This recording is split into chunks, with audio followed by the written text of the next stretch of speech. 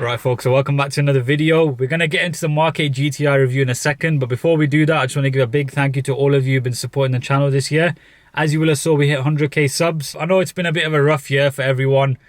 We never really know what we're going to wake up to, but yeah, the first 6 months as well, I was kind of out of action, so I couldn't even provide you guys with content for you to enjoy, you know, but yeah, it's all good. In terms of going forward, I'm going to be bringing you guys regular content every kind of 2-3 days. A mix of like reviews and vlogs and builds and all that kind of stuff. Without further ado though, let's get into the MK8 GTI review. Enjoy one of them little cinematic things that everyone likes to put at the start of these videos.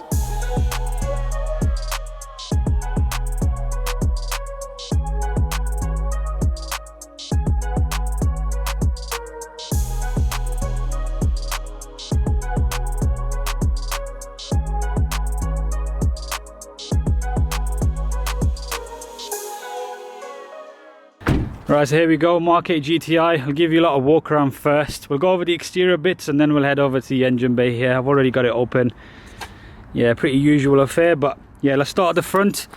I know a lot of you have been a bit sort of split on the styling of the MK8. This one is a higher spec example, so it should help a bit. It's got the upgraded 19-inch wheels, it's got the pan roof. I'm a fan, I think it looks quite aggressive. The front end's got like this kind of one-piece design, which when you're standing from here, especially if you saw this coming in your mirror, around the back with these fancy tail lights which say IQ light on them. Obviously exhaust on each side, usual sketch. Central GTI badge as well, and they've got the new VW emblem, which is a bit more of a flat design. We've got hand-cooked tyres all the way around. Can't really complain because I've noticed Audi do that as well, so nothing new there. I'm sure this car would benefit from a set of Michelins, but it is what it is. We're just going to review it exactly as it came from the factory. I have noticed they have got this light bar that goes across the front. Moving on to the interior, this is where I think they have stepped it up quite a bit.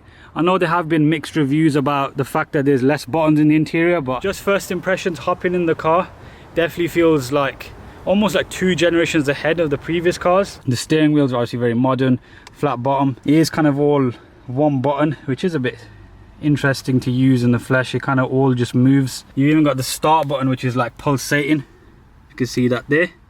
Like, these little touches do make the whole experience a bit better. Got this little interesting divider here. It says golf there if you forgot what car you're in.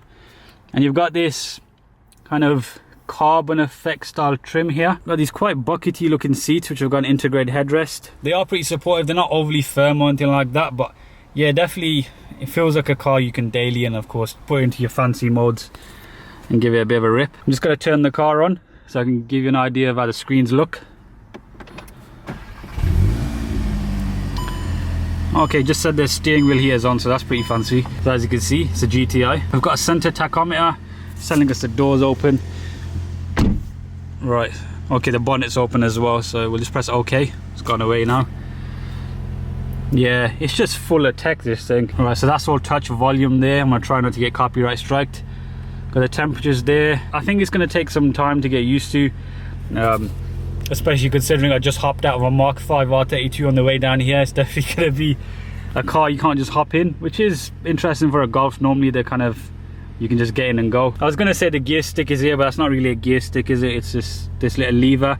It's very similar to how the 911s have it, so I suppose you can say your MK8 GTI has got a Porsche style gear lever or gear thing. It is a 7-speed DSG. You can get a manual option. We've got the lovely panoramic roof which you can point the camera out of. They've got that this touch kind of thing now though, so if you swipe it, it's closing. Normally you had a physical lever. Nice and smooth, definitely allows a lot of light in the cabin. Right, so let's hop out and tell you a bit more about the engine. So yeah, EA888, 2-litre turbo, the same power as the outgoing Mark 7.5 performance, so 245 PS. There's a few changes to the fueling and stuff like that, but yeah, it's a familiar engine. Of course it has got an OPF. A lot of the changes have been made towards the handling side of things, so one of the biggest changes is the fact that it's got an aluminium subframe. That used to be a thing that was only on the outgoing Club Sport S, but yeah, it's finally on the standard GTI. Brakes, they don't look like the same as the outgoing performance one. They do look a bit smaller. Normally you get like a full R style caliper, or the GTI performance and the R normally had the bigger calipers. These have got the little cutouts, so they probably are very similar to the outgoing standard GTI. You do also get the XDS differential as standard on the normal GTI now. That normally used to be a feature on the performance, on the Club Sport, on the TCR, and basically in the Cooper 290 as well. The sort of vibe I'm getting from this is that it basically is a GTI performance, just badged as a GTI now, excluding the brakes. Yeah, we'll get some sound clips now to see how the thing sounds like, of course.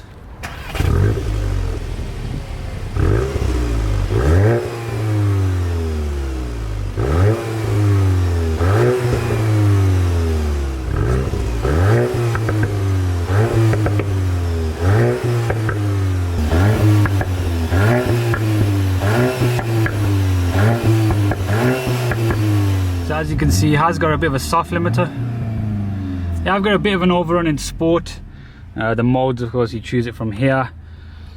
It's all pretty much on the screen now. Even the stop start is up here, which is interesting. But yeah, folks, that was a walk around. What we'll do, we'll get the GoPros all set up now.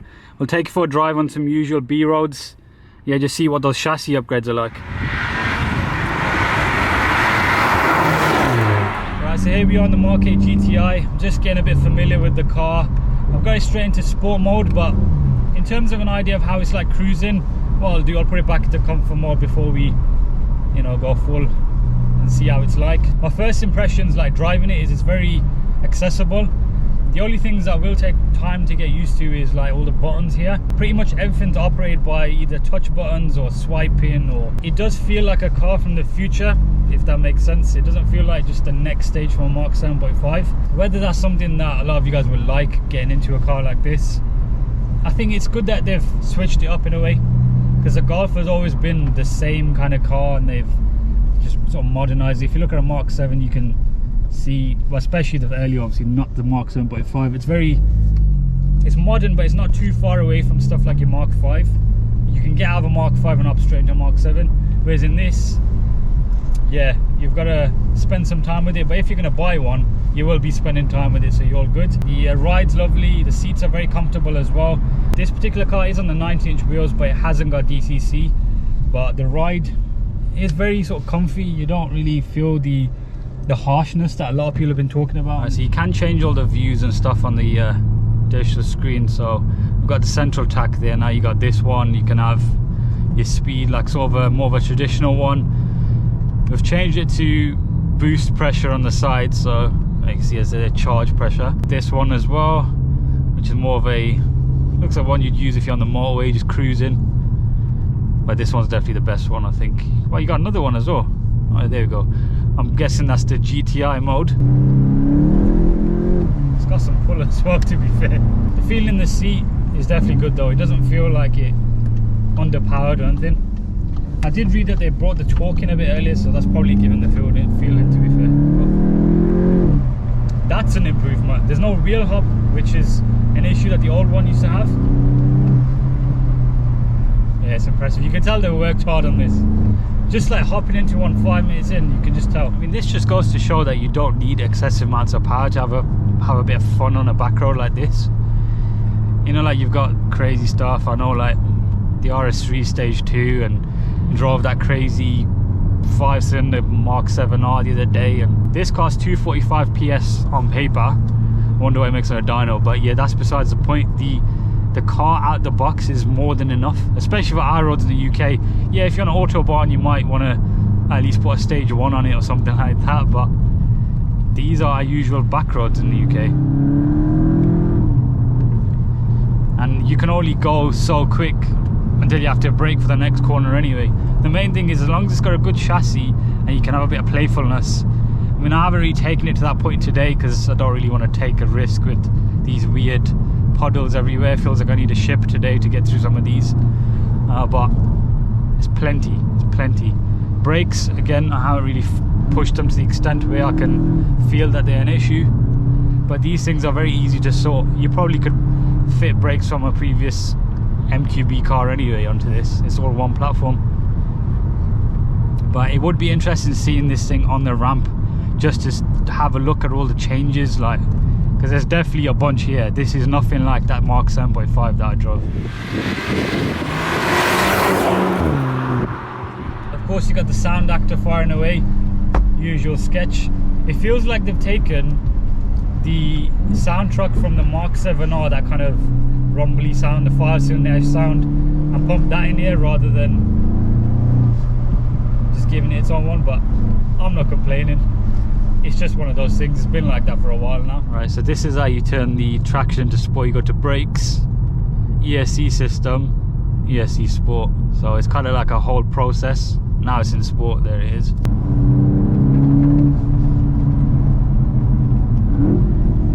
Try and do a launch here actually. Got a bit of a clear road. Right, we'll put it back to S mode. It's already in ESC sport. See how it does anyway. Launch control program active. Oh, it's got a proper launch sort of thing.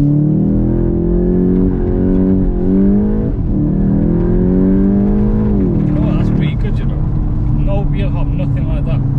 Because the old ones, especially Cupras, you're sitting there and your dashboard's going crazy, just waiting for it to pick up some grip.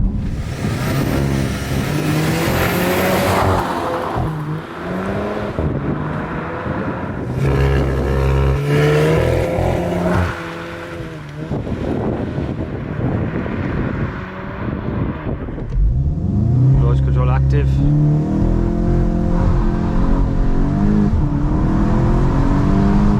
Definitely gets going. Bit more of a twisty road now. It definitely feels like more of a, you know, the edition models of the TCR. It feels like that rather than the standard GTI, which is high praise for it.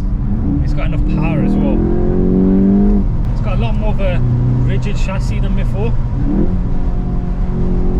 Before it was kind of a bit of a soft car. It was by no means bad, but GTIs to me always out the box they left a bit to be done, as you know, with the older stuff especially. Like you can, the options are kind of endless with the VAG scene. You can just do whatever you want to the car. But if I got one of these, I'd be satisfied with it for a good amount of time. Yeah, you can have a bit more sound in the cabin if you want, of course, put an exhaust on it, but you got OPF, so you're always going to have that issue with all these modern cars. It's got a bit of an overrun. You can't really hear it when you're driving.